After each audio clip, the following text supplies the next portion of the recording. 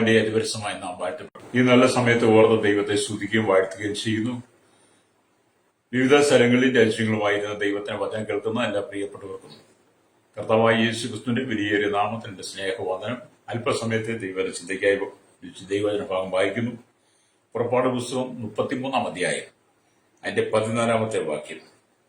എന്റെ സാന്നിധ്യം നിന്നോടുകൂടെ പോരും, ഞാൻ നിനക്ക് സ്വസ്ഥത നൽകും എന്ന് അരുളി ചെയ്തു. വളരെ അനുഗ്രഹിക്കപ്പെട്ട നല്ല തിരുവചനത്തിനായി ഞാൻ ദൈവത്തെ സ്തുതിക്കുന്നു. കഴിഞ്ഞ ചില ദിവസങ്ങളായി നാം ദൈവ സാന്നിധ്യത്തെ കുറിച്ചാണ് ചിന്തിച്ചുകൊണ്ടിരിക്കുന്നത്. ഇന്ന് വായിച്ച വചനം എന്താണ്? എന്റെ സാന്നിധ്യത്തിനോടുകൂടെ പോയി ഞാൻ നിനക്ക് സ്വസ്ഥത നൽകും. അപ്പൊ സ്വസ്ഥത നൽകുന്ന ഒരു നല്ല ദൈവം. പ്രൈസലോ. ഈ ഭൂമിയിലുള്ള സകല മനുഷ്യരോട് നമ്മൾ സംസാരിച്ചാൽ അവർ പറയുന്നത് എന്താണ്? എന്റെ പാസ്റ്റർ ഒരു സ്വസ്ഥതയില്ല കുടുംബത്തിൽ. ഭർത്താവിനെ കൊണ്ട് സ്വസ്ഥതയില്ല, ഭാര്യയെ കൊണ്ട് സ്വസ്ഥതയില്ല, അമ്മായിയമ്മയെ കൊണ്ട് സ്വസ്ഥതയില്ല, മരുമോളെ കൊണ്ട് സ്വസ്ഥതയില്ല, മക്കളെ കൊണ്ട് സ്വസ്ഥതയില്ല, സഭയിൽ ചെന്നൊരു സ്വസ്ഥതയില്ല, ജോലി സ്ഥലത്തൊരു സ്വസ്ഥതയില്ല, എന്തെടുത്താലും സ്വസ്ഥതയില്ല. എല്ലായിടത്തും കണ്ണുനീരാണെന്ന് പറയുന്നവരാണ് എല്ലാ ജനങ്ങളും. പ്രൈസലോ. അപ്പൊ സ്വസ്ഥതയില്ലാത്ത ഈ ലോകത്തിലാണ് യഹോവയായ ദൈവം മോശയോട് പറയുന്നത്, എന്റെ സാന്നിധ്യം നിന്നോട് കൂടെ പോരി, ഞാൻ നിനക്ക് സ്വസ്ഥത നൽകുമെന്ന് പറയുന്നത്. മിസ്രൈമിൽ നിന്ന് ജനത്തെ വിടിവിച്ചു കൊണ്ടുവരുന്ന സമയങ്ങളില് മോശയ്ക്കും അഹരോനും എതിരെ ഇസ്രായേലിനും വലിയ പിറുവിറുപ്പാണ്. അവർ പിറുവിറുക്കുന്നത് പോലെ മോശയും അഹരോനും കൂടെ എതിർത്താൻ അല്ലെങ്കിൽ പിറുവിറുത്താൻ അതൊരു സംഘർഷഭൂമിയായി മാറും. അതിന് യഹോവയായ ദൈവം മോശയോട് പറഞ്ഞു, എന്റെ സാന്നിധ്യം നിന്നോട് കൂടെയുണ്ട്.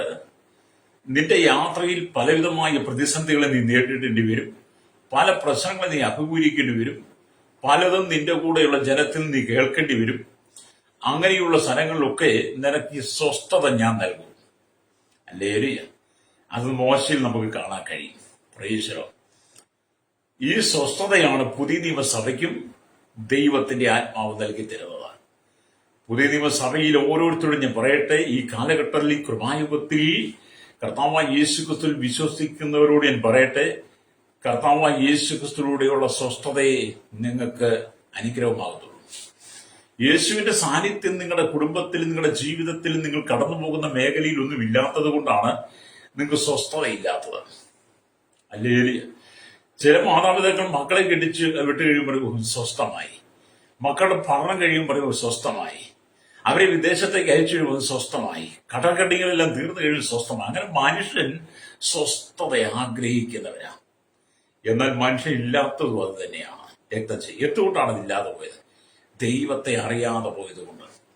ദൈവത്തെ അറിയാതെ പോയതുകൊണ്ട് എന്നെ കേൾക്കുന്ന ശ്രോതാവിൽ നിനക്കുള്ള സ്വസ്ഥത നഷ്ടപ്പെട്ടു പോയി. ഹല്ലേലൂയ. അപ്പൊ ഇവിടെ ദൈവവചനം പറയുന്നുണ്ട്, സ്വസ്ഥത എന്ന് പറയുന്ന ദൈവ സാന്നിധ്യം, സ്വസ്ഥത എന്ന് പറയുന്ന ദൈവ സാന്നിധ്യം. ആ സ്വസ്ഥത നമുക്ക് ലഭിക്കുമ്പോൾ നമ്മുടെ ജീവിതത്തിൽ ആനന്ദവും സമാധാനവും, ഹൃദയത്തിൽ സന്തോഷവും നിറഞ്ഞു കവിയും. യേശുക്രിസ്തുവിനാൽ സ്വസ്ഥത ലഭിക്കുമ്പോൾ ഒരു സമാധാനമുണ്ട്, സന്തോഷമുണ്ട്, ഹൃദയത്തിൽ ആനന്ദവും നിറഞ്ഞു കവിയും. ഹല്ലേലൂയ. അപ്പൊ നമുക്ക് ഈ സ്വസ്ഥതയാണ് ഏറ്റവും വലിയ ആവശ്യം എന്ന് പറഞ്ഞത്. അതില്ലെങ്കിൽ നമ്മുടെ ജീവിതം വളരെ നരക സമാനമായ അനുഭവമാണെന്ന് ദൈവത്തിന്റെ വചനം വായിക്കുകയാണ്. അതുകൊണ്ട് ദാവീദ് രാജാവ് ഒരിക്കൽ പറഞ്ഞ ഒരു ദൈവവചനമുണ്ട്. സങ്കീർത്തന പുസ്തകം 16-ാം അധ്യായം അതിന് 11-ാമത്തെ വാക്യം വായിച്ചാൽ ഇങ്ങനെ കാണാൻ കഴിയും. ജീവന്റെ വഴി നീ എനിക്ക് കാണിച്ചു തരും, നിന്റെ സന്നിധിയിൽ സന്തോഷ പരിപൂർണതയും നിന്റെ വലത്ത് ഭാഗത്ത് എന്നും പ്രമോദങ്ങളുമുണ്ട്. ഹല്ലേലൂയ. അപ്പം വളരെ ഹല്ലേലൂയ ശ്രേഷ്ഠമായി പറഞ്ഞു. ജീവന്റെ വഴി യഹോവയായ ദൈവം കാണിച്ചു തരുമെന്ന് ഉള്ള ദാവീദിന്റെ ജീവിതത്തിൽ സ്വസ്ഥത. എന്നിട്ട് അദ്ദേഹം പറയുകയാണ്, ഹല്ലേലൂയ, നിന്റെ സന്നിധി സന്തോഷ പരിപൂർണതയും, ഹല്ലേലൂയ, നിന്റെ വലത്ത് ഭാഗത്ത് എന്നും പ്രമോദങ്ങളും ഉണ്ടെന്ന്. എന്ന് പറഞ്ഞാൽ എന്താണ് നമ്മളിവിടെ മനസ്സിലാക്കുന്നത്? ദാവീദ് പറയുന്നത്, അപ്പൊ നിങ്ങൾ ദാവീദിനെ നോക്കുക. ഹല്ലേലൂയ. ആമി സ്തോത്രം. ഇസ്രായേലിനെ മേയ്പ്പാനായി അവനെ വിളിച്ചുവെങ്കിലും അവൻ ദൈവത്തെ പാടി സ്തുതിച്ചു. ദാവീദ് എപ്പോഴും ദൈവത്തെ പാടി സ്തുതിക്കുന്ന, ദൈവത്തെ ആരാധിക്കുന്ന, ദൈവത്തിൽ നിന്ന് പ്രാർത്ഥിക്കുന്ന ഏത് കാര്യത്തിനും ദൈവത്തോട് ആലോചന ചോദിക്കുന്ന ഒരു പതിവ് ദാവീദിനുണ്ടായിരുന്നു. താൻ എന്ത് ചെയ്യണമെങ്കിലും താൻ ദൈവത്തോട് സ്വസ്ഥത ചോദിക്കുന്നത്, അതിന്റെ തീരുമാനം ആലോചന ചോദിക്കുന്നത്. അല്ലേലിയ. നമുക്കറിയാം, നമ്മുടെ രാജ്യം ഭരിക്കുന്ന ഭരണാധികാരികൾ, അല്ലേലിയ, ലോകരാജ്യത്തിന് ഭരിക്കുന്ന ഭരണാധികാരികൾ എന്തെങ്കിലും ചെയ്യണമെങ്കിൽ അവരുടെ കൂടെ നിൽക്കുന്ന അവരുടെ പ്രൈവറ്റ് സെക്രട്ടറിമാരോട് അവരോട് ചോദിക്കണം. അവർ പറയുന്നതാണ് ഉന്നതാധികാരങ്ങളിൽ ഇരിക്കുന്നവർ ചെയ്യുന്നത്. എന്നിട്ടും അവർക്ക് സ്വസ്ഥതയില്ല. അല്ലേലിയ. എന്നാൽ ഇവിടെ ദാവീദ് രാജാവ് എന്ന് പറയുന്ന വ്യക്തി തന്റെ കൂടെ അനവധി സൈന്യാധിപന്മാരും തന്റെ വിശ്വസ്തരും ഒക്കെ ഉണ്ടെങ്കിലും, ദാവീദിന്റെ ഭാര്യയും മക്കളും ഒക്കെ ഉണ്ടെങ്കിലും അവരോട് ആരോടും ഒന്നും പറയാതെ ദാവീദ് ഏത് കാര്യത്തിന് ഇറങ്ങി പുറപ്പെടുമ്പോഴും, അല്ലേലിയ, ദൈവസന്നിധി ആലോചന പ്രാപിച്ച് സ്വസ്ഥത അതിനകത്ത് കണ്ടെത്തിയിട്ടാണ് അദ്ദേഹം മുന്നോട്ട് പോകുന്നത്. അല്ലേലിയ. അപ്പൊ അതുകൊണ്ടാണ് ദൈവത്തെ ആടിപ്പാടി സ്തുതിച്ച് ദൈവസന്നിധിയിലെ ഹൃദയം സന്തോഷിച്ച് സന്തോഷിച്ചു. പിൽക്കാലത്ത് പല യുദ്ധങ്ങളിൽ വിജയിച്ച് രാജാവായെങ്കിലും അവന്റെ ഹൃദയം ലോകപ്രകാരമായ സന്തോഷത്താൽ പ്രിയമായിരിക്കാതെ ദൈവസന്നിധിയിലുള്ള ആനന്ദത്തെ കണ്ടെത്തി. ദാവീദ് പോകുന്നിടത്തൊക്കെ യുദ്ധത്തിൽ ഭയങ്കര ജയമാണ്. ശത്രുവിനെ മുഴുവൻ പരാജയപ്പെടുത്തി അവിടെല്ലാം പിടിച്ചെടുക്കുക. അങ്ങനെ യുദ്ധത്തിൽ ജയിച്ച് പല ഭാഗങ്ങളിലും രാജാവായി വരുമ്പോൾ ആനന്ദിക്കുവാൻ വളരെ ഉണ്ടെങ്കിലും ലോകപ്രകാരം, അല്ലേലിയ, ദാവീദ് സന്തോഷിക്കാതെ ദൈവത്തിൽ പാടി സ്തുതിച്ച് സന്തോഷിച്ച ദൈവത്തിന്റെ ഭാഗമാണ് ജീവന്റെ വഴി നീ എനിക്ക് കാണിച്ചു തരും, നിന്റെ സന്നിധിയിൽ സന്തോഷ പരിപൂർണതയും നിന്റെ വലത്തു ഭാഗത്തെന്നും പ്രമോദങ്ങളുണ്ട്. അത് എന്നെ കേൾക്കുന്ന പ്രിയ മാതാവി, നിനക്ക് എത്ര ഉയർച്ച വന്നാലും, എത്ര നീ സമ്പത്തിൽ വളർന്നാലും, ഉന്നതമായ സ്ഥാനമാനങ്ങൾ ലഭിച്ചാലും, മക്കൾ വിദേശത്തായാലും, നിനക്ക് നല്ല ജോലി കിട്ടിയാലും, നല്ല പ്രൊമോഷൻ കിട്ടിയാലും, നിന്റെ സാലറി വർദ്ധിക്കുമെന്ന് കൃഷി വിശാലമായി തീരുമ്പോൾ, നിന്റെ കുടുംബം വിശാലമായി തീരുമ്പോൾ, നല്ല വീട് പണിയുമ്പോൾ, നല്ല വണ്ടി വാങ്ങുമ്പോഴൊക്കെ ലോകപ്രകാരം നീ പ്രശംസിക്കാതെ, ലോകപ്രകാരം നീ സന്തോഷിക്കാതെ, ദൈവസന്നിധി ദൈവം ചെയ്ത ഉപകാരങ്ങളെ ഓർത്ത് നീ സന്തോഷിക്കുകയാണെങ്കിൽ അത് നിന്റെ ഹൃദയത്തിന്റെ സ്വസ്ഥതയാണ്. അല്ലേലിയ. അപ്പൊ കുടുംബ ജീവിതത്തിലും ഇത് തന്നെയാണ് ആവശ്യം. ഭാര്യ ഭർത്താക്കന്മാർ സ്വസ്ഥതയോടെ ജീവിക്കണം. ആ കുടുംബത്തിലാണ് ദൈവം വസിക്കുന്നത്. അല്ലേലിയ. ചില ഭവനത്തിലൊക്കെ ഭാര്യയും ഭർത്താവും കീരിയും പാമ്പും പോലെ. കീരിയും പാമ്പിന്റെ നിങ്ങൾ കണ്ടിട്ടുണ്ടല്ലോ.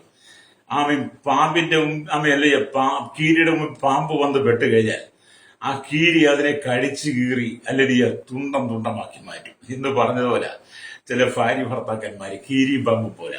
അങ്ങനെയുള്ള അനവധി ഭവനങ്ങളിൽ ഞാൻ എത്തിയിട്ടുണ്ട് കേട്ടോ. അല്ലേലിയ. അവർക്ക് ആശ്വാസത്തിന്റെ വചനങ്ങളൊക്കെ പറഞ്ഞു കൊടുക്കുകയും അവരെ ആശ്വസിപ്പിക്കുകയും ഈ ഉദാഹരണങ്ങളൊക്കെ ഞാൻ അവരോട് പറഞ്ഞിട്ടുണ്ട്. രക്തജയം. അല്ലേലിയ. ചില മക്കളും അങ്ങനെയൊക്കെയാ.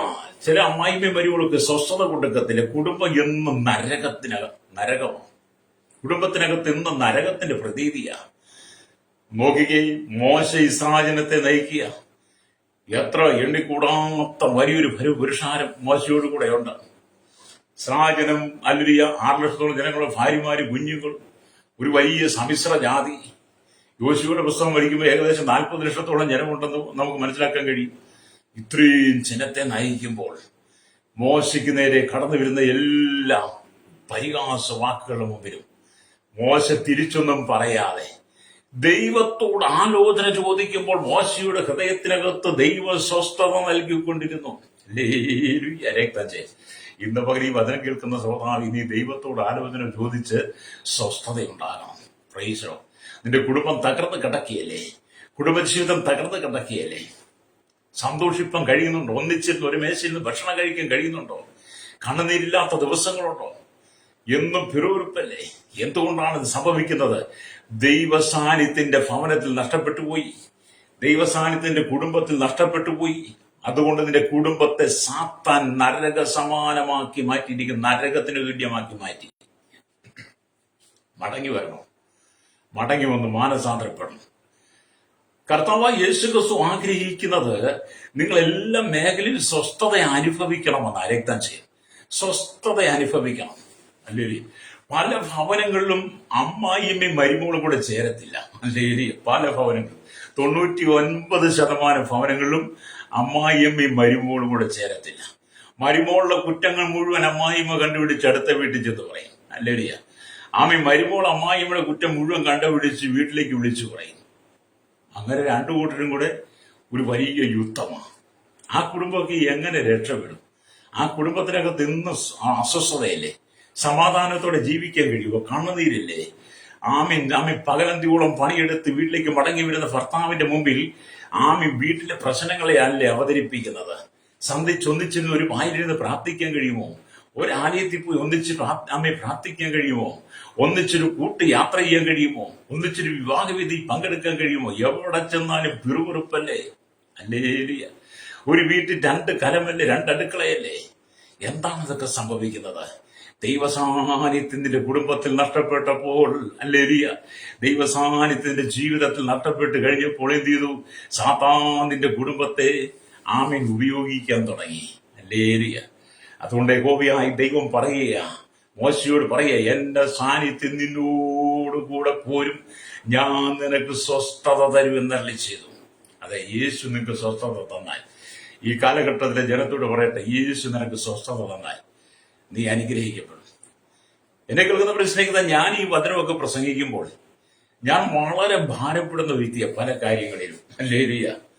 എല്ലാം ഒന്നും നമുക്ക് പറയാനും പറ്റത്തില്ല, പൊതുവേദി പറയാനില്ല. രഹസ്യമായ പ്രാണലിൽ നമ്മൾ ഇന്ന് പരസ്പരം പ്രാർത്ഥിക്കുന്നൊരു ഷെയർ ചെയ്യാറുണ്ട്, അല്ലേ?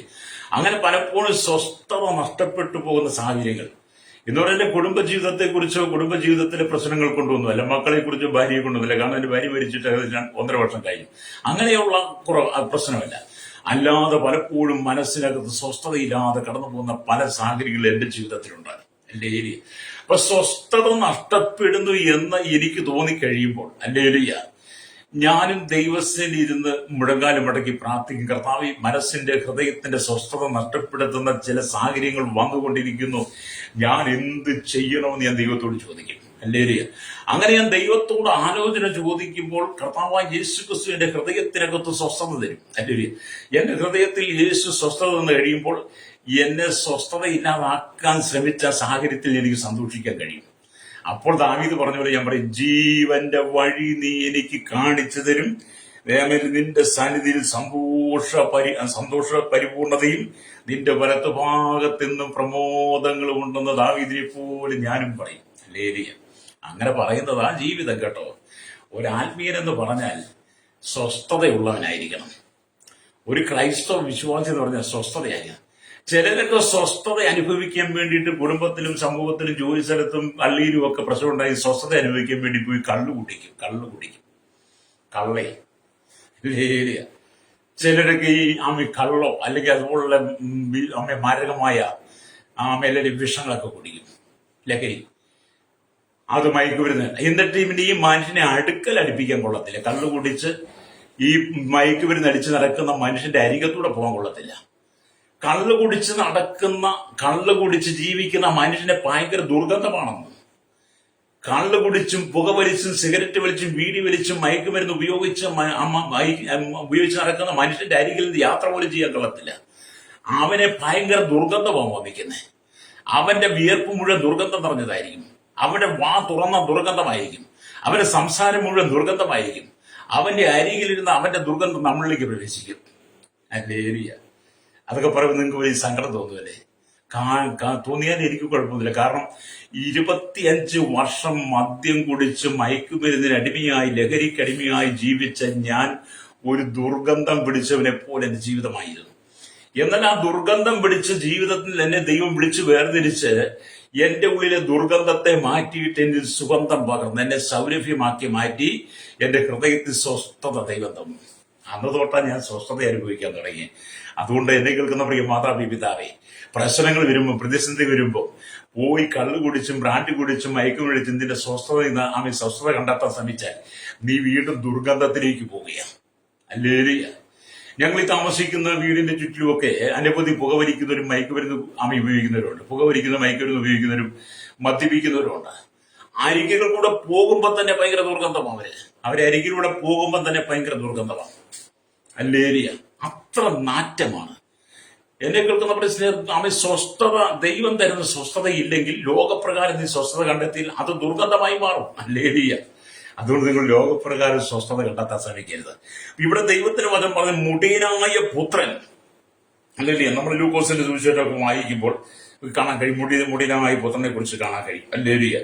മുടിയനായ പുത്രന്റെ ജീവിതം വളരെ സ്വസ്ഥത നഷ്ടപ്പെട്ടതായിരുന്നു, വളരെ സ്വസ്ഥത നഷ്ടപ്പെട്ട ജീവിതമായിരുന്നു. ലൂക്കോസിന്റെ വിഷയം 15-ാം അധ്യായം വായിക്കുമ്പോൾ നമുക്കത് കാണാൻ കഴിയും. ഹല്ലേലൂയ. 15-ാം അധ്യായം വായിക്കുമ്പോൾ ഹല്ലേലൂയ, ആമി സ്തോത്രം, ഹല്ലേലൂയ, അതിനകത്ത് ഹല്ലേലൂയ അതിന്റെ 11 മുതൽ വരെ. പിന്നെ ഇവൻ പറഞ്ഞത്, ഒരു മനുഷ്യന് 2 പുത്രന്മാരുണ്ടായിരുന്നു. അവരിൽ ഇളയവൻ അപ്പനോട്, അപ്പ, വസ്തുവകയിൽ എനിക്ക് വരേണ്ടുന്ന പങ്ക് തരണമേ എന്ന് പറഞ്ഞു. അവൻ അവർക്ക് മുതൽ ഭഗത്ത് കൊടുത്തു. 7 നാൾ കഴിയും മുമ്പേ ഇളയ മകൻ സകലവും സ്വരൂപിച്ച് ദൂരദേശത്ത് യാത്രയായി. അവിടെ ദുർനടപ്പുകാരനായി ജീവിച്ച് വസ്തു നാനാവിധമാക്കി കളഞ്ഞു. എല്ലാം ചെലവഴിച്ച ശേഷം ആ ദേശത്ത് ക്ഷാമം ഉണ്ടായിട്ട് അവന് മുട്ടുവന്നു തുടങ്ങി. അവൻ ആ ദേശത്തിലെ പൗരന്മാരിൽ ഒരുത്തനെ ചെന്ന് ആശ്രയിച്ചു. അവനെ തന്റെ വയലിലെ പന്നികളെ മേയ്ക്കാൻ അയച്ചു. പന്നി തിന്നുന്ന വാളവരെ കൊണ്ട് വയറ് നിറപ്പാൻ അവൻ ആഗ്രഹിച്ചുവെങ്കിലും ആരും അവന് കൊടുത്തില്ല. കാരണം അപ്പന്റെ ഭവനത്തിൽ ജീവിച്ച മകനാ. അവന്റെ വസ്തുവകയിൽ അവന് കിട്ടേണ്ടുന്ന പങ്കും വാങ്ങി അവൻ ദൂരദേശത്ത് പോയി ദുർനടപ്പുകാരനായി ജീവിച്ചു. ദുർനടപ്പുകാരൻ, ഇന്നും അങ്ങനത്തെ മക്കളുണ്ടല്ലോ. അപ്പന്റെ വീതം മേടിച്ച്, കുടുംബത്തിലെ വീതം മേടിച്ച് ദൂരദേശത്ത് ദുർനടപ്പുകാരനായി ജീവിച്ചിട്ട് അവസാനം എല്ലാം നഷ്ടപ്പെട്ടിട്ട് ദേശത്ത് ക്ഷാമം വന്നപ്പോൾ, ജീവിതത്തിൽ ക്ഷാമം വരുമ്പോൾ ആരെങ്കിലും കണ്ട ജോലി അന്വേഷിച്ച് നടക്കുന്ന അനവധി ആളുകളെ നമ്മൾ ഈ ടൗണിലൊക്കെ ചെന്ന് നോക്കി. ആയിരക്കണക്കിന് ജനങ്ങളെ വീട് വിട്ട് ഇറങ്ങി വന്നിട്ട് അലഞ്ഞു തിരിഞ്ഞ് നടക്കുന്ന കിട്ടുന്ന കാശുകൊണ്ട് മദ്യം കുടിച്ച് ലഹരി വെച്ച് പിന്നെ ലോട്ടറി വിറ്റും ഒക്കെ നടക്കുന്ന, അതും കിട്ടുന്നതുകൊണ്ട് അതും സ്വരൂപിക്കുന്നില്ല, അതും കള്ളു കുടിച്ച് നടക്കുന്ന അനവധി ആളുകളുണ്ട്. അല്ലേലിയ. അങ്ങനെ ഈ മനുഷ്യൻ, ഈ ധൂർത്തപുത്രൻ, അല്ലേലിയ, അവനുണ്ടായിരുന്നെല്ലാം നഷ്ടപ്പെട്ടു പോയി. ദേശത്തിലെ പ്രമാണിയെ ചെന്ന് അവന് കിട്ടിയ ജോലി എന്താ? പന്നികളെ മേയ്ക്കാൻ. ആ കാലഘട്ടത്തിൽ പന്നികൾക്ക് കൊടുക്കുന്ന വാളവര, പയറാ, അതുപോലും അവന് കൊടുത്തില്ല. അതുപോലും തിന്ന് വയറിറക്കി അവന് കൊടുത്തില്ല. അപ്പോൾ എന്ത് ചെയ്തു? കൊടുത്തില്ല എന്ന് അവൻ അല്ലയ്യ.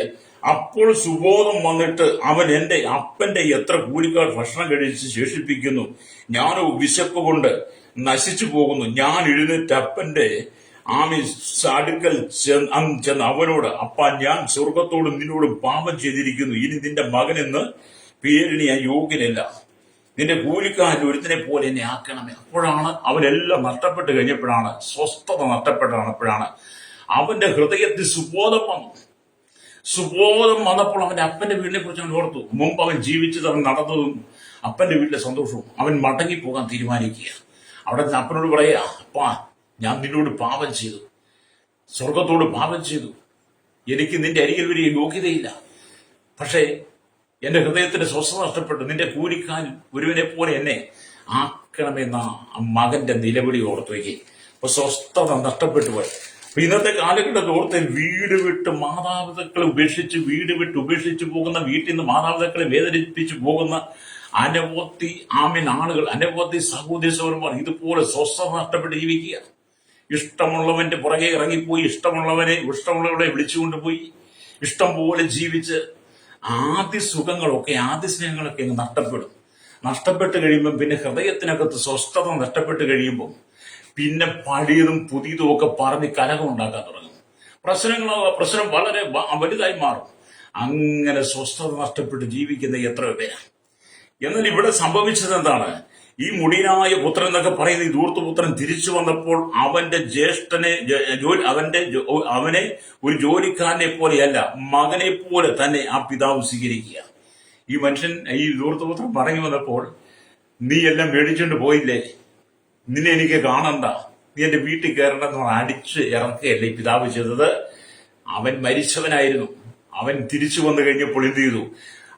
ജോലിക്കാരനെ പോലെ അവനെ ആക്കാതെ മകനെ പോലെ തന്നെ പിതാവിനെ സ്വീകരിച്ചു. പുതിയ വസ്ത്രങ്ങൾ കൊടുക്കുക. അതിനെക്കുറിച്ച് പറയുന്നത് ലൂക്കോസ് സുവിശേഷം 15-ാം അധ്യായം 20-ാം വാക്യം വായിക്കുമ്പോൾ, അങ്ങനെ അവൻ എഴുന്നേറ്റ് അപ്പന്റെ അടുക്കൽ പോയി, ദൂരത്തുനിന്ന് തന്നെ അപ്പൻ അവനെ കണ്ട് മനസ്സറിഞ്ഞ് ഓടിച്ചെന്ന് അവന്റെ കഴുത്ത് കെട്ടിപ്പിടിച്ച് അവനെ ചുംബിച്ച്, മകൻ അവനോട്, അപ്പ, ഞാൻ സ്വർഗത്തോടും നിന്നോടും പാപം ചെയ്തിരിക്കുന്നു, ഇനി നിന്റെ മകനെന്ന് വിളിക്കപ്പെടുവാൻ യോഗ്യനല്ല എന്ന് പറഞ്ഞു. അപ്പൻ തന്റെ ദാസന്മാരോട്, വേഗം മേത്തരമായി ആക്കി കൊണ്ടുവന്ന് ഇവനെ ധരിപ്പിപ്പിൻ, ഇവന്റെ കൈക്ക് മോതിരവും കാലിന് ചെരുപ്പ് വിടിവിപ്പിൻ, തടിപ്പിച്ച കാളക്കുട്ടിയെ അറുത്ത് കൊണ്ടുവന്ന് അറുക്കുവിൻ, നാം തിന്ന് കുടിച്ചാനന്ദിക്കണം. കണ്ടോ, നഷ്ടപ്പെട്ടു പോയ മകനെ കുറിച്ച് അപ്പന്റെ സ്വസ്ഥത നഷ്ടപ്പെട്ടെങ്കിലും ആ മകൻ മടങ്ങി വന്നു കഴിഞ്ഞപ്പോൾ അപ്പന്റെ ഹൃദയത്തിന് സ്വസ്ഥതയായി. അവനെ ഒരു കൂലിക്കാരനെ പോലെ കാണാതെ സ്വന്തം മകനെ പോലെ സ്വീകരിച്ച് അവന് വസ്ത്രം കൊടുത്ത് അവന്റെ കൈക്ക് മോതിരമിട്ട് അവന്റെ കഴുത്തിൽ കെട്ടിപ്പിടിച്ച് ചുംബിച്ച് അവന്റെ കാലിൽ ചെരിപ്പിടിച്ച് തടിപ്പിച്ച കാളക്കൂട്ടി കൊണ്ട് നടത്താൻ വീട്ടിൽ സന്തോഷം. കണ്ടോ, കുടുംബത്തിനകത്ത് നഷ്ടപ്പെട്ടു പോയ സ്വസ്ഥത മടങ്ങി വന്നത് കണ്ടോ. പ്രൈസോ, ഇതൊക്കെ എന്തിനാണ് ഈ ദൈവത്തിനൊക്കെ നമ്മെ പഠിപ്പിക്കുകയും നമ്മെ ഓർപ്പിക്കുകയും ചെയ്തത്? ഈ ദൈവത്തിനൊക്കെ എഴുതി വെച്ചതും പഠിക്കുന്നത് ചുമ്മാ വായിച്ചു പോകാൻ വേണ്ടിയിട്ടല്ല. സ്വസ്ഥത നഷ്ടപ്പെട്ടു പോയ കുടുംബത്തിനകത്ത് സ്വസ്ഥത മടക്കി തരാൻ ദൈവം ആഗ്രഹിക്കുന്നുണ്ട്. നഷ്ടപ്പെട്ടു പോയ സഹോദരങ്ങളോട് പറയട്ടെ, വീട് വിട്ട് ഇറങ്ങിപ്പോയ ദൈവമക്കളോട് പറയട്ടെ, വീട് വിട്ട് ഇറങ്ങിപ്പോയ സഹോദരങ്ങളോട് പറയട്ടെ, നിന്റെ അപ്പന്റെ ഭവനത്തിലേക്ക് നീ മടങ്ങി വരണം. നിന്റെ ഹൃദയത്തിൽ സ്വസ്ഥത നഷ്ടപ്പെട്ട് ജീവിക്കാൻ തുടങ്ങിയിട്ട് എത്ര കാലമായി? നീ എന്നും കണ്ണുനീരിന്റെ അനുഭവമല്ലേ? നിനക്ക് എന്തെങ്കിലും സന്തോഷിക്കാൻ കഴിയുന്നുണ്ടോ? നിന്റെ ഹൃദയത്തിന്റെ വേദനകൾക്ക് മാറ്റമുണ്ടോ? ഹൃദയം തകർന്നിരിക്കുന്ന ഹൃദയമല്ലേ? തകർന്നു തുടങ്ങിയിരിക്കുന്ന ഹൃദയത്തെ ആശ്വസിപ്പിക്കുവാൻ ഈ ലോകത്തിൽ ആർക്കും കഴിയില്ല സഹോദരി. ഇവിടെ ദൈവത്തിന്റെ വചനം പറയുന്നത്, ദൈവ സാന്നിധ്യം നിന്നോട് കൂടെ ഉണ്ടെങ്കിൽ, പ്രൈസലോ, അതാ മോശമുള്ള, എന്റെ സാന്നിധ്യം നിന്നോട് കൂടെ പോരും, ഞാൻ നിനക്ക് സ്വസ്ഥത നൽകും. അത് ദൈവ സ്വസ്ഥത നൽകിയാൽ അതിൽ നീ വിജയിക്കുക, രക്തം ചെയ്യും. അപ്പൊ നമുക്ക് ആവശ്യമുള്ളത് സ്വസ്ഥതയാണ്. അപ്പൊ ദൈവസാന്നിധ്യം ഉള്ളിടത്താണ് സ്വസ്ഥത. ദൈവസാന്നിധ്യം ഇല്ലാത്തടത്തും സ്വസ്ഥതയില്ല. മോശയുടെ കൂടെ എപ്പോഴും ദൈവം ഉണ്ടായിരുന്നുണ്ട്. മോശയുടെ ഹൃദയത്തിൽ എപ്പോഴും സ്വസ്ഥതയുണ്ടായിരുന്നു, അല്ലേ? അപ്പൊ ഈ മകനെ എന്ത് ചെയ്തു? സോദരൻ പുതിയ വസ്ത്രം നൽകി, പുതിയ ചെരുപ്പ് നൽകി, അല്ലേ? അതുകൊണ്ടാണ് പറഞ്ഞ മാനസാന്തരപ്പെടുന്ന ഭാവി മുഖാന്തരം സ്വർഗത്തിൽ അത് ദൈവത്തിന് വളരെ വലിയ സന്തോഷമാണ്, അല്ലെങ്കിൽ ദൂതന്മാരുടെ അമ്മ മധ്യത്തിലും ആ സന്തോഷമുണ്ടായിരിക്കും. അതുകൊണ്ടാണ് സ്തോത്രം, വലിയ ദൈവം നമ്മെ ഇത്രമാത്രം സ്നേഹിക്കുന്നത് പറയുന്നത്. നമ്മെ സ്നേഹിക്കുന്ന സ്നേഹം ഓർത്താൽ, അല്ലേലിയ, നാം എത്രമാത്രം ദൈവത്തിന് നന്ദി പറഞ്ഞാലും തിരില്ല, അല്ലേലിയ. ദാവീദ് അതുകൊണ്ട് പറയുകയാണ്, 84 സംഗീതത്തിന്റെ 10-ാമത്തെ വാക്യത്തിലേക്ക് വരുമ്പോൾ ദാവീദ് പറഞ്ഞൊരു കാര്യമുണ്ട്. 84 സംഗീതം 10-ാം വാക്യത്തിൽ ഇങ്ങനെ എഴുതിയിരിക്കുന്നു, അല്ലേലിയ, നിന്റെ പ്രാകാരങ്ങളിൽ കഴിക്കുന്ന ഒരു ദിവസം വേറെ 1000 ദിവസത്തെക്കാൾ ഉത്തമമല്ലോ. ദുഷ്ടന്മാരുടെ കൂടാരങ്ങളിൽ പാർക്കുന്നതിനേക്കാൾ എന്റെ ദൈവത്തിന്റെ ആലയത്തിൽ വാതിൽ കാവൽക്കാനായിരിക്കുന്നത് എനിക്കേറെ ഇഷ്ടം. അല്ലേലൂയ. അപ്പൊ ദൈവത്തിന്റെ പ്രാകാരങ്ങളിൽ വസിക്കുന്നവൻ സ്വസ്ഥതയുള്ളവനാണ്. ദൈവത്തിന്റെ പ്രാകാരങ്ങൾ കഴിക്കുന്ന ഓരോ ദിവസവും വേറെ 1000 ദിവസത്തെക്കാൾ ഉത്തമമാണ്. Price the Lord, hallelujah. ദുഷ്ടന്മാരുടെ കൂടാരങ്ങളിൽ പാർക്കുന്നതിനേക്കാൾ, ദുഷ്ടന്മാരുടെ കൂടാരത്തിന്റെ അവസ്ഥ എന്തോ? സ്വസ്ഥതയില്ല. ദൈവത്തിന്റെ പ്രാകാരങ്ങളിൽ ഒരു ദിവസം 1000 ദിവസം പോലെ നമുക്ക് സ്വസ്ഥതയാണ്, ഹല്ലേലൂയ. അതുകൊണ്ടാണ് ദൈവത്തിന് വചനം പറയുന്നത്, ഹല്ലേലൂയ. അപ്പോൾ ദൈവത്തിൽ ആശ്രയിക്കുന്ന ഭാഗ്യവാൻ എന്നാണ് ഈ വചനത്തെ നമ്മൾ മനസ്സിലാക്കുന്നത്. ഇന്ന് സംഗീതക്കാരൻ 84 സംഗീതം 4-ാം വാക്യത്തിൽ ദൈവാലയത്തിൽ വസിക്കുന്ന ഭാഗ്യവാനെയും 5-ാം വാക്യത്തിൽ ദൈവത്തിന്റെ ബലം പ്രാപിച്ച ഭാഗ്യവാനെയും 10-ാം വാക്യത്തിലേക്ക് വരുമ്പോൾ പ്രാകാരങ്ങളിൽ സന്തോഷം പ്രാപിക്കുന്ന സ്വസ്ഥത അനുഭവിക്കുന്ന ഭാഗ്യവാനെയും, അതുപോലെ തന്നെ 12-ാം വാക്യത്തിലേക്ക് വരുമ്പോൾ ദൈവത്തിൽ ആശ്രയിക്കുന്ന ഭാഗ്യവാനെയും കാണും. അപ്പം ദൈവത്തിൽ ആശ്രയിക്കുന്നവർക്കെല്ലാം സ്വസ്ഥതയുണ്ട്. Praise the Lord. എന്നെ കേൾക്കുന്ന മാതാവേ, പിതാവേ, നീ സ്വസ്ഥത അനുഭവിക്കണം. Praise the Lord. എത്ര നാളെ നീ കരഞ്ഞ് മുന്നോട്ട് പോകും? എത്ര നാളെ സങ്കടപ്പെട്ടു പോകും? ഈ വേദനകളെല്ലാം ഉള്ളിൽ ഒതുക്കി നീ ഒരു മാനസികമായി മാറരുത്. നിന്റെ സങ്കടങ്ങളെല്ലാം ഒരു ഹൃദയത്തിൽ ഒരുക്കി വീർപ്പ് മുട്ടി നീ ശാരീരികമായി നീ തളർന്നു പോകരുത്. സഹോദരന്മാരോട് സഹോദരിമാരും പറയട്ടെ, സ്നേഹത്തിൽ വസിക്കണം. കർത്താവായ യേശുക്രിസ്തുവിന്റെ സ്നേഹത്തിൽ സ്വസ്ഥത അനുഭവിക്കണം, അല്ലേലൂയ. ആ സ്വസ്ഥത അനുഭവിക്കണമെങ്കിൽ ദൈവ സാന്നിധ്യം വേണം, അല്ലേലൂയ. അതുകൊണ്ട് ദൈവത്തിന്റെ പ്രാകാരങ്ങളിൽ, അല്ലേലൂയ, ദൈവത്തിന്റെ പ്രാകാരങ്ങൾ കഴിക്കുന്ന ഒരു ദിവസം വേറെ 1000 ദിവസത്തേക്കാൾ ഉത്തമം. അപ്പൊ അതുകൊണ്ട് ദൈവാലയത്തോട് ചേർന്ന് ദൈവമക്കളോടൊപ്പം ചേർന്ന് ആരാധനയും സ്തുതി സ്തോത്രവും ദൈവത്തെ സ്തുതിക്കുന്ന, ദൈവത്തെ മഹത്വപ്പെടുന്ന, ദൈവത്തോട് പ്രാർത്ഥിക്കുന്ന ഒരു അനുഭവം നിനക്കുണ്ടെങ്കിൽ, ഹല്ലേലൂയ, സ്വസ്ഥത കിട്ടും. നിങ്ങളുടെ ചുറ്റുവട്ടത്തുള്ള കുടുംബങ്ങളിലേക്ക് നിങ്ങൾ കണ്ണോടിച്ച് നോക്കിയാട്ടെ. നിങ്ങളുടെ കുടുംബത്തിലും നിങ്ങളുടെ ചുറ്റുവട്ടത്തുള്ള കുടുംബത്തിലേക്ക് നിന്ന് കണ്ണോടിച്ചാട്ടെ. ഏതൊക്കെ കുടുംബത്തിലും സ്വസ്ഥത അനുഭവിക്കുന്നത് കാണാൻ കഴിയും, ഹല്ലേലൂയ. ഏതൊക്കെ കുടുംബത്തിനകത്ത് ആ പിറുപിറുപ്പെന്ന് കാണാൻ കഴിയും. ഹല്ലേലൂയ. ചില മാതാപിതാക്കൾ മക്കൾ രാവിലെ വീട്ടിൽ നിന്ന് പോയി കഴിഞ്ഞാൽ പിന്നെ സ്വസ്ഥത നഷ്ടപ്പെട്ട വീട്ടിലിരിക്കുന്നത്. ചില സഹോദരിമാര് ഭർത്താക്കന്മാർ രാവിലെ വീട്ടിൽ നിന്ന് പോയി കഴിഞ്ഞാൽ സ്വസ്ഥത നഷ്ടപ്പെട്ടായിരിക്കുന്നത്. ചില അപ്പനമ്മമാര് മക്കൾ വീട്ടിൽ നിന്ന് പോയി കഴിഞ്ഞാൽ പിന്നെ സ്വസ്ഥത നഷ്ടപ്പെട്ടായിരിക്കുന്നത്. കാരണം അവരെങ്ങോട്ടാണ് പോകുന്നത്, എന്താ ചെയ്യുന്നതിന്, മടങ്ങി വരുന്ന വരവ് എങ്ങനെയാണെന്ന് അറിയത്തില്ല. ചില മക്കൾ പോയിച്ച് മടങ്ങി വരുന്ന 4 കാലെ തുമ്പിയെ പിടിച്ച് വരുന്ന വരെ, കാരണം മദ്യം കുടിച്ച് വെളിവ് കെട്ട് സുബോധം നഷ്ടപ്പെട്ട് വരിക. ചില സഹോദരന്മാരും അങ്ങനെ തന്നെയാ. ആമേൻ. അപ്പനമ്മമാർ വളരെ കഷ്ടപ്പെട്ട് കടം വാങ്ങി ലോണെടുത്ത് മക്കളെ പഠിപ്പിക്കാൻ വേണ്ടിയിട്ട് കേരളത്തിന്റെ വിവിധ ജില്ലകളും ഇന്ത്യയുടെ വിവിധ സംസ്ഥാനങ്ങളിലേക്കും വിടും. മക്കളെ കുറിച്ച് സ്വസ്ഥതയില്ലാതെ ഭാരപ്പെടുകയും മാതാപിതാക്കൾ. ഈ മക്കളെന്താ ചെയ്യുന്നത്? സ്കൂളിൽ പോകേണ്ട മക്കൾ, കോളേജിൽ പോകേണ്ട മക്കള്, അവർ കോളേജിൽ പോകാതെ അവർ കൂട്ടുകാരോടൊപ്പം കൂടും, അവർ ഫ്രണ്ട്സിനോടൊപ്പം കൂടിയിട്ട് ഈ കോളേജ് യൂണിഫോം പോലും മാറ്റി ബാഗിനകത്ത് ഒതുക്കി സ്പെഷ്യലായിട്ട് കൊണ്ടുപോയി യൂണിഫോം എടുത്തിട്ട് നിങ്ങൾ കടലോരങ്ങളിൽ ചെന്നാലും പാർക്കുകളിൽ ചെന്നാലും ഒക്കെ ബീച്ചുകളിലൊക്കെ ചെന്ന് കഴിഞ്ഞാൽ, ടൂറിസ്റ്റ് സുഖവാസ കേന്ദ്രങ്ങളിൽ ചെന്നാൽ അവിടെ ഇരിക്കുന്ന കാണാൻ ചെയ്യും. എവിടെ രാവിലെ വീട്ടിൽ നിന്ന് സ്കൂളിൽ പോയതാ, കോളേജിൽ പോയതാ, പക്ഷെ പാർക്ക് എവിടെ, ഇരിപ്പ് എവിടെ, വസിക്കുന്ന എവിടെ? സുഖവാസ കേന്ദ്രങ്ങളില്ല. അങ്ങനെ അനവധി മക്കളെ കുറിച്ച് വിവരങ്ങൾ കേട്ട് മാതാപിതാക്കളുടെ ഹൃദയത്തിൽ സ്വസ്ഥത നഷ്ടപ്പെട്ടിരിക്കുന്നു. നമ്മളിപ്പോ സുഖവാസ കേന്ദ്രം, പാർക്കുകളും ടൂറിസ്റ്റ് കേന്ദ്രങ്ങളൊക്കെ നമ്മൾ സന്ദർശിച്ച ഈ ബീച്ചുകളിലൊക്കെ പോയി നമുക്ക് കാണാൻ കഴിയും. അല്ലെങ്കിൽ ഞാൻ കഴിഞ്ഞ ദിവസം അല്ലെങ്കിൽ ചാപ്പാട് ബീച്ചിൽ ചെന്നപ്പം കോളേജിൽ പോകാനായിട്ട് വന്ന കുട്ടിയാ, കോളേജിൽ പോയിട്ടില്ല. കോളേജിൽ പോകാതെ വേറൊരു ഫ്രണ്ട്സിന്റെ കൂടെ ബീച്ച് ചുറ്റിക്കറങ്ങി നടക്കുക. അല്ലെങ്കിൽ കാരണം ഇതാണ് സ്വസ്ഥത നഷ്ടപ്പെടുത്തുന്ന മക്കൾ, മാതാപിതാക്കളെ സ്വസ്ഥത നഷ്ടപ്പെടുന്നത്. എത്ര കഷ്ടപ്പെട്ട് അവരെ പഠിപ്പിക്കാൻ വിടുന്നത്. ഈ കോളേജ് മറ്റു സംസ്ഥാനങ്ങളിലേക്കൊക്കെ ഇപ്പം കുട്ടികളെ നഴ്സിംഗിന് പറഞ്ഞു വിടും. അവിടെ ചെന്നിട്ട് ഈ കുട്ടികളെ റാങ്കിങ്ങിലൊക്കെ ചെയ്ത് ജൂനിയേഴ്സ് കുട്ടികളെ ഉപദേശിച്ച് പീഡിപ്പിച്ച് അടിയുണ്ടാക്കി കോളേജിൽ നിന്ന് പറഞ്ഞു വിടുന്ന അനുഭവങ്ങൾ, സസ്പെൻഡ് ചെയ്യുന്ന അനുഭവങ്ങൾ. അങ്ങനെ എന്നെ കേൾക്കുന്ന ശ്രോതാക്കൾ, എന്നെ കേൾക്കുന്ന യുവാക്കന്മാരോട്ടെ, നിങ്ങൾ മാതാപിതാക്കന്മാരുടെ സ്വസ്ഥത കെടുത്തരുത്. അല്ലേ? നിങ്ങൾ മാതാപിതാക്കന്മാരുടെ സ്വസ്ഥ നടത്തുമ്പോൾ നിങ്ങളുടെ സ്വസ്ഥ ദൈവം നിങ്ങളോട് ന്യായവിധിക്കുവെന്ന്. അല്ലേരിയ മാനസാന്തരപ്പെടാൻ വരണം. നിങ്ങൾ നോക്കിയാട്ട് മോശയെ കുറിച്ച് നിങ്ങൾ ചിന്തിച്ചാട്ട്, സ്വസ്ഥതയുള്ള മനുഷ്യൻ. അതുകൊണ്ടാണ് സംഖ്യാപുസ്തകം 12 മോശയെ കുറിച്ച് എഴുതി വെച്ച് 12 മുതൽ, മോശി എന്ന പുരുഷനോ ഭൂതലത്തിലുള്ള സകല മനുഷ്യനും അതിസൗമ്യനായിരുന്നു. അത് മോശയെ കുറിച്ച് പരിശുദ്ധാത്മാവ് നല്ലൊരു സാക്ഷ്യം പറയാം. യഹോവയുടെ ദൈവം നല്ല സാക്ഷ്യം പറയാം. മോശി എന്ന പുരുഷനോ ഭൂതലത്തിലുള്ള സകല മനുഷ്യനും അതിസൗമ്യനായിരുന്നു. അതെ, ദൈവം പരിശുദ്ധാത്മാവ് നിന്നെ കുറിച്ച് നല്ല സാക്ഷ്യം പറയണം. ലോകം നിന്നെ കുറിച്ച് നല്ല സാക്ഷ്യം പറയണം. ദൈവസന്നിധിയിൽ അല്ലേലിയ നിനക്ക് നല്ല സാക്ഷ്യം ഉണ്ടായിരിക്കണം. അല്ലേലിയ. അതുകൊണ്ട് മക്കള് സ്വസ്ഥതയിൽ, മാതാപിതാക്കൾ സ്വസ്ഥതയിൽ, ഈ സ്വസ്ഥത കുടുംബത്തിനകത്ത് വെളിപ്പെടണം. അത് കണ്ടാ മക്കൾ പഠിക്കുന്നത് കേട്ടോ. അല്ലേലിയ. രക്തം ചെയ്യും. ഇന്ന് പകൽ എന്നെ കേൾക്കുന്നവർ ശരിക്കുക, നീ സ്വസ്ഥമായിട്ട് ജീവിക്കണം. അല്ലേലിയ. ഈ സ്വസ്ഥത യേശുക്രിസ്തുവിലൂടെ മാത്രമാണ് ലഭിക്കുന്നത്.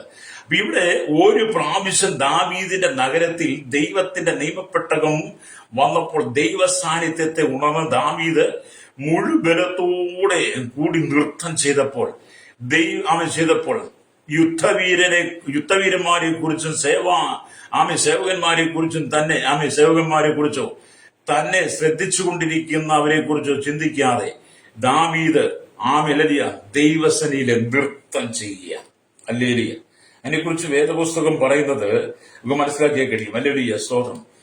വേദപുസ്തകം വായിക്കുമ്പോൾ ഭാഗം കാണാൻ കഴിഞ്ഞില്ല. 2 ശമൂവേലിന്റെ പുസ്തകത്തിലേക്ക് വരുമ്പോൾ നമുക്ക് കാണാൻ കഴിയും. 2 ശമൂവേലിന്റെ പുസ്തകത്തിലേക്ക് വരുമ്പോൾ അതിന്റെ 6-ാം അധ്യായം അതിന്റെ 16-ാമത്തെ വാക്യം വായിക്കുമ്പോൾ, എന്നാൽ യഹോവയുടെ പെട്ടകം ദാവീദിന്റെ നഗരത്തിൽ കടക്കുമ്പോൾ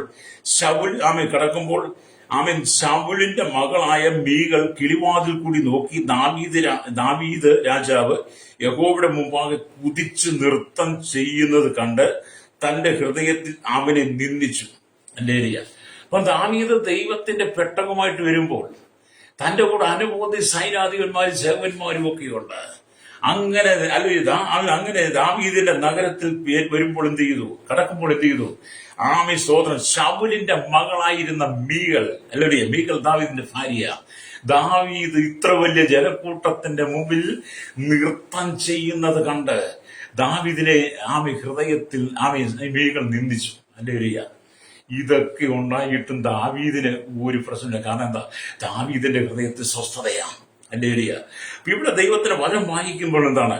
അപ്പം ദാവീദ് എന്ത് ചെയ്തു? തന്റെ കൂടെ യുദ്ധവീരന്മാരുണ്ടെന്നോ സേവകന്മാരുണ്ടെന്നോ ശ്രദ്ധിച്ചു കൊണ്ടിരിക്കാതെ, ജനക്കൂട്ടത്തെ നോക്കാതെ, മീകളിലെ നിന്നെ നോക്കാതെ, ചിന്തിക്കാതെ, ലജ്ജിക്കാതെ ദൈവത്തിന് നൃത്തം ചെയ്യുക. ദൈവത്തിന് നൃത്തം ചെയ്യണമെങ്കിൽ സ്വസ്ഥത വേണം. ചില സഭയിലൊക്കെ ചെന്നാൽ ദൈവമക്കൾ നൃത്തം ചെയ്ത് ആരാധിക്കുന്ന കാണാൻ കഴിയും. ഹൃദയത്തിൽ സ്വസ്ഥതയുള്ളതിനെ നൃത്തം ചെയ്ത് ആരാധിക്കാൻ പറ്റുള്ളൂ. ചില സഭയിൽ ചെന്നാൽ അല്ലിയ ചിലരൊക്കെ ഒരേ ഇരിപ്പിരിക്കുക, മരിച്ച പോലെ ഇരിക്കുക. ഹൃദയത്തിൽ സ്വസ്ഥതയുണ്ടെങ്കിലേ എഴുന്നേറ്റ് ദൈവത്തെ സ്തുതിക്കാൻ കഴിയുള്ളൂ. ചിലർക്ക് സഭയിൽ വന്നൊരു സ്തോത്രം പോലും പറയത്തില്ല. ചിലർക്ക് സഭയിൽ വന്നൊരു സാക്ഷ്യം പോലും പറയത്തില്ല. മാസങ്ങൾ സഭയിൽ വരാതെ ഇരുന്നിട്ട് സ്തോത്രം അല്ലിയ ഒരാഴ്ച കടന്നു വന്നിട്ട് ഒരു സാക്ഷ്യം പറഞ്ഞ് മടങ്ങി പോകുന്നവരുണ്ട്. കാരണം ഹൃദയത്തിൽ സ്വസ്ഥതയില്ല. ആഴ്ചയിൽ 6 ദിവസം നടത്തി 6 ദിവസം വേതനം മേടിച്ചിട്ട് 7-ാം ദിവസം ആരാധന മുടക്കി ജോലിക്ക് പോകുന്ന സൗകര്യസവരന്മാരുണ്ട് ഇന്നും. അല്ലേലിയ. അവർക്ക് എന്ത് ചെയ്തു? ഹൃദയത്തിൽ സ്വസ്ഥതയുണ്ടെങ്കിലേ ദൈവത്തിന് വരുള്ളൂ. എന്നാൽ ചില സാഹചര്യങ്ങളിൽ നമുക്കറിയാം, ഈ നഴ്സുമാരും അങ്ങനെയുള്ള മറ്റു ചിലരും വിദേശ രാജ്യങ്ങളിൽ ജോലി ചെയ്യുന്നവർ അവർ എന്ത് ചെയ്യും? ചിലപ്പോൾ അവരുടെ ഡ്യൂട്ടി സമയമൊക്കെ അവർക്ക് മാറ്റാൻ പറ്റാത്ത ജോലിക്ക് കടന്നു പോകുന്നുണ്ട്. അല്ലേലിയ. പക്ഷെ അവരെന്ത് ചെയ്യും?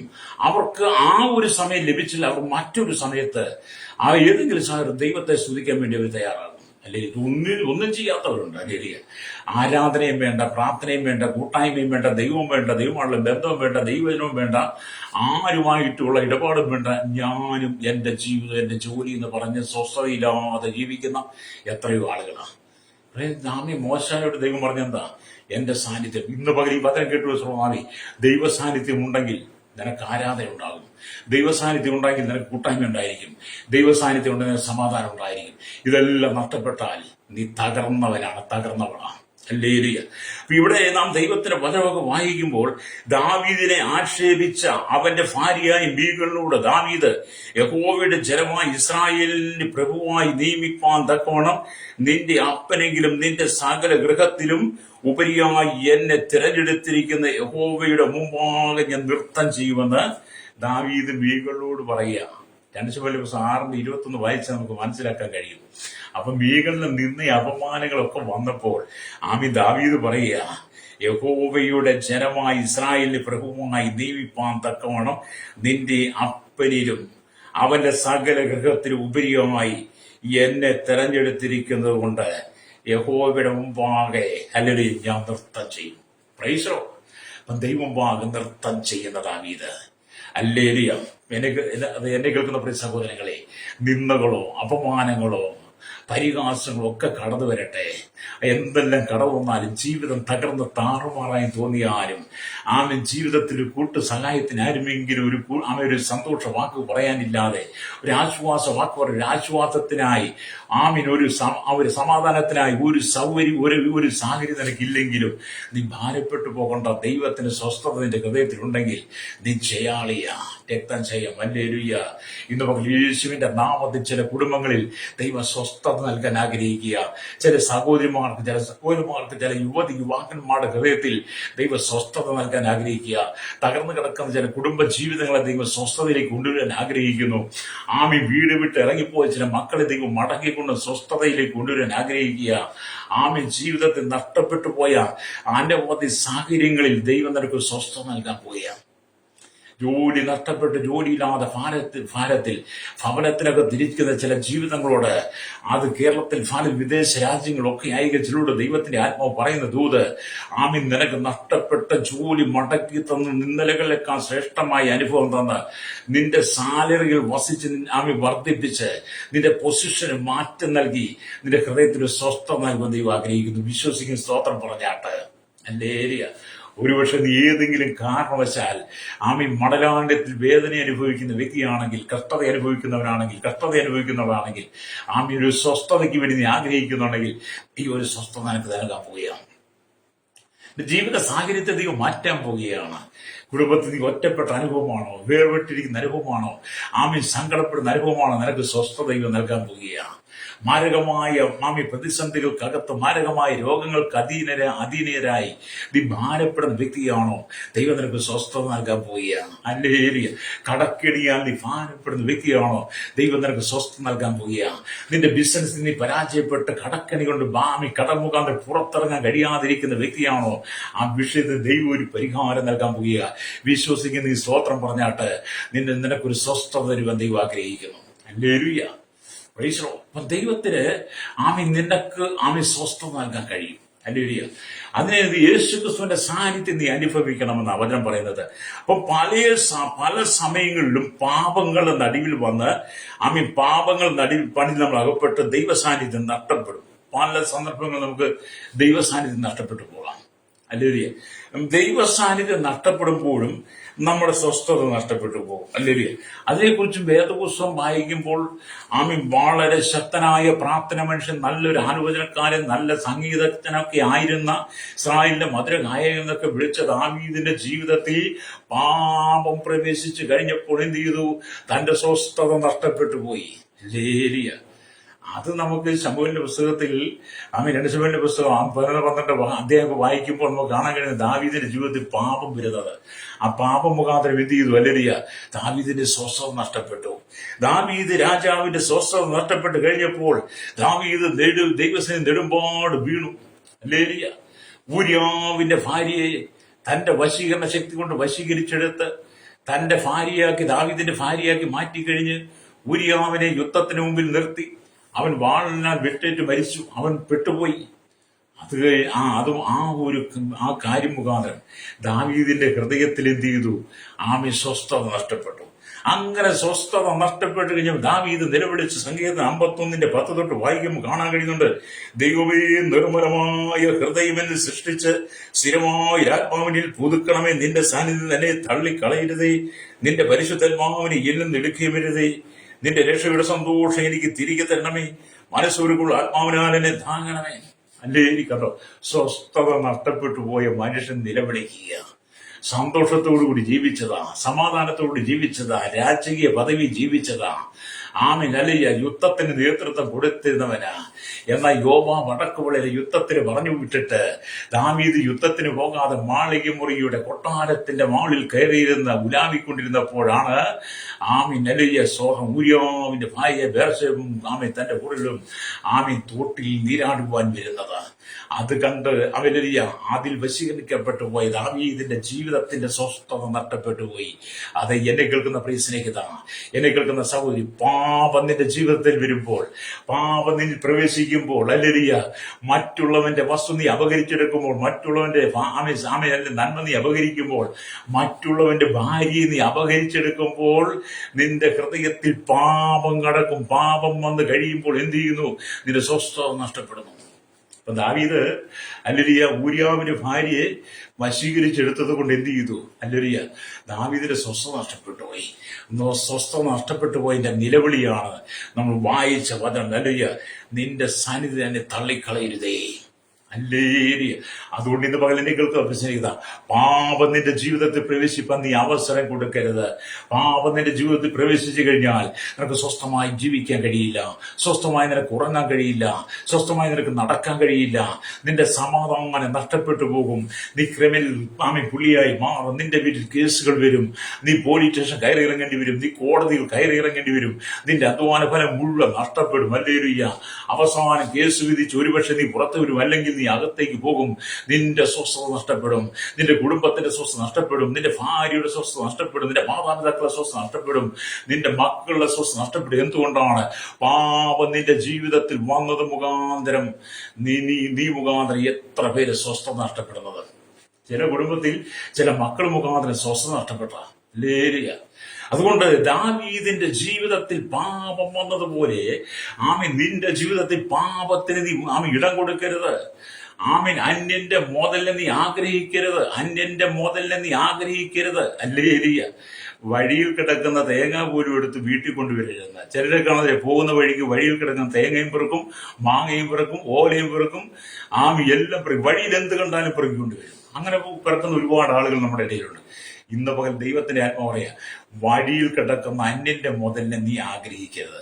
അതവിടെ കിടന്നോട്ടെന്ന്, അതിന്റെ അവകാശം ഒന്ന് പെറുക്കിക്കൊണ്ട് പോകുമ്പോൾ നിന്നെ പെറുക്കാൻ ഏൽപ്പിച്ചിട്ടില്ല. നീ അത് പെറുക്കി നിന്റെ വീട്ടിൽ കൊണ്ടുവന്ന് നീ അതിൽ സന്തോഷിച്ചാൽ നിന്റെ സ്വസ്ഥത നഷ്ടപ്പെടുകയാണ്. ഹല്ലേലൂയ, സ്തോത്രം. നിന്റെ സന്തോഷം നഷ്ടപ്പെട്ടു പോകും. അതുകൊണ്ട് ദാവീദിനെ പോലെ സ്വസ്ഥത നഷ്ടപ്പെടാനായി മാറാതെ, കാരണം വലിയ വേദനയുടെ കടന്നുപോയി. പക്ഷെ ദൈവപിന്നത്തിൽ ദാവീദിനെ മാനിച്ചെങ്കിലും ഇതൊക്കെ നമുക്കൊരു പാഠമായി വെച്ചിരിക്കുന്നതാണ്, നമുക്കൊരു മുന്നറിയിപ്പ് തരുന്ന ദൂതുകളാണ്. ഹല്ലേലൂയ. അതുകൊണ്ട് കേൾക്കാൻ ദൈവ സാന്നിധ്യം നിങ്ങളോട് കൂടിയിരിക്കുമ്പോൾ അവന്റെ പ്രസന്നതയും തേജസ്സും അവന്റെ സാന്നിധ്യം നിങ്ങളോട് കൂടിയിരിക്കും. ദൈവ സാന്നിധ്യം നിങ്ങളോട് കൂടിയിരിക്കുമ്പോൾ ദൈവത്തിന്റെ തേജസ്, ദൈവിക സന്തോഷം നിങ്ങളുടെ ഉള്ളിൽ നിറയുവാൻ തുടങ്ങും. ബലത്തിന്മേൽ നിങ്ങൾ ബലം പ്രാപിക്കും. പരിപൂർണമായ ആനന്ദവും സന്തോഷവും നിങ്ങൾക്ക് അനുഭവിപ്പാൻ കഴിയും. ഹല്ലേലൂയ. ദൈവസാന്നിധ്യം എടുത്തുകൊള്ളപ്പെടുമ്പോൾ നിങ്ങൾ ബലമില്ലാത്തവരായി തളർന്നു പോകും. ഹല്ലേലൂയ. ദൈവസാന്നിധ്യം നഷ്ടപ്പെട്ടു പോയാൽ നിങ്ങൾ ബലമില്ലാത്തവരായി മാറും. ഹല്ലേലൂയ. അതുകൊണ്ട് ഇന്ന് പകൽ ദൈവത്തിന്റെ ആത്മാവ് പറയുന്നത് നീ ദൈവസാന്നിധ്യത്തിൽ വസിക്കണം. അപ്പം മിസ്രയീമിൽ നിന്ന് പുറപ്പെട്ടു പോന്ന ഈ സാഹചര്യത്തെ നയിക്കുവാൻ നായകനാക്കി വെച്ച മോശയോട് ദൈവം പറയുകയാണ്, വഴിയിൽ എതിർപ്പുകളുണ്ട്, പോരുകളുണ്ട്, പോരാട്ടങ്ങളുണ്ട്, വെല്ലുവിളികളുണ്ട്. മോശേ ഇസ്രായേലത്തെ വാഗ്ദത്തകാനാനിലേക്ക് എത്തിക്കുവാൻ നിന്നെ ഏൽപ്പിച്ച ഈ ദൗത്യം ഏറ്റെടുത്ത് നീ യാത്ര തുടങ്ങുമ്പോൾ നിന്റെ കൂടെ ബഹുപുരുഷന്മാരുമുണ്ട്. അതിനകത്ത് സമ്മിശ്ര ജാതികളുണ്ട്. അവർ നിനക്ക് നേരെ പിറുപിറുക്കും, അവർക്ക് നിനക്ക് നേരെ പരിഹാസങ്ങളുമായി കടന്നു വരും. അങ്ങനെ വരുമ്പോൾ നീ അവർക്കെതിരെ നിൽക്കാതെ നിനക്ക് ഞാൻ സ്വസ്ഥത തരും, എന്റെ സാന്നിധ്യത്തിനോട് കൂടെ ഇരിക്കുമെന്ന് മോശയോട് പറയുക. അത് ഈ ലോകയാത്രയിൽ, ഈ മരുഭൂമി യാത്രയിൽ വലിയ പ്രതിസന്ധികൾ കടന്നു വരും, മോശം അനുഭവിച്ച പോലെ. പക്ഷേ നീ യേശുവിൽ ആശ്രയിക്കുകയാണെങ്കിൽ നിന്റെ ജീവിതത്തിലെ എല്ലാ മേഖലയിലും ദൈവ സ്വസ്ഥത നൽകും. ഞങ്ങൾക്ക് വേണ്ടി പ്രാർത്ഥിക്കാൻ പോവുക. ഇന്ന് പകലെ കേൾക്കുന്ന മാതാപിതാവേ, കുടുംബത്തിൽ സ്വസ്ഥത നഷ്ടപ്പെട്ട് കുടുംബ ജീവിതത്തിൽ മാതാപിതാക്കളും മരുമക്കളും കൊച്ചുമക്കളും മക്കളുമായി ജീവിക്കുന്ന ജോലി സ്ഥലത്ത്, ആരാധനയില്, ശുശ്രൂഷയില് സഹവിശ്വാസികളിൽ നിന്ന്, സഹപ്രവർത്തകരിൽ നിന്ന്, അയൽവാസികളിൽ നിന്ന്, ബന്ധുപ്രധാനങ്ങളിൽ നിന്നൊക്കെ നിന്റെ ജീവിതത്തിൽ സ്വസ്ഥത നഷ്ടപ്പെട്ട് കണ്ണുനീരിന്റെ നിലവിലാണോ കടന്നു പോകുന്നെങ്കിൽ ഇന്ന് പകൽ നീ ആ ദൈവ സാന്നിധ്യത്തിലേക്ക് മടങ്ങുക. യേശു നിന്നെ യഥാസ്ഥാനപ്പെടുത്താൻ ആഗ്രഹിക്കുന്നു. എന്റെ സ്ഥിതിക്ക് ദൈവം മാറ്റം തരാനാക്കി കണ്ണുകളടച്ചാട്ട്. പരിശുദ്ധ ഞങ്ങളുടെ നല്ല ദൈവമേ, സ്വർഗ്ഗ പിതാവേ, അനുഗ്രഹിക്കപ്പെട്ട നല്ല സമയത്തിനായി ജനത്തെ സ്തുതിക്കുന്നു.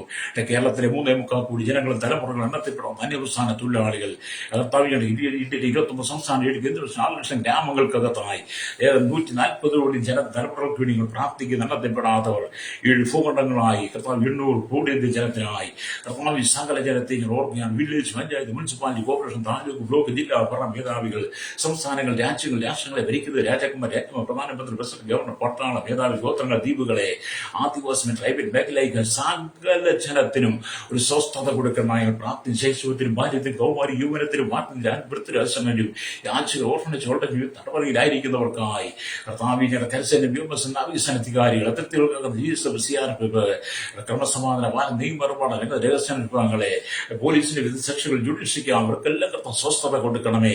കരയിലും കടലും ആകാശമാർഗം വാഹന യാത്ര നിർമ്മിത സെയിൽസ് ചെയ്യുന്നവർ, കടലോര വാസികത്തെ മത്സ്യബന്ധനെ കടന്നുപിടിക്കുന്നവർ, കനികളിലും കമ്പനികളിലും ഫാക്ടറി ജോലി ചെയ്യുന്നവർ, സകലമേലും പൊതുമേഖല, ആരോഗ്യ, വിദ്യാഭ്യാസ, സാമ്പത്തിക മേഖലയിലായിരിക്കുന്നവർക്കെല്ലാം സ്വസ്ഥത കൊടുക്കുവാൻ മെക്കാനിക് മോട്ടോർ രംഗത്ത്, യൂണിയനകത്ത് എല്ലാ ടാക്സിയോട് ഡ്രൈവേഴ്സിനെയും മത സാമൂഹിക സാംസ്കാരിക സംഘടന, ജനത, മാധ്യമ, മീഡിയ, ഭരണവിദേശ പാർട്ടികൾക്ക് എല്ലാ മാനസാന്തര സ്വസ്ഥതയും കൊടുക്കണമേ.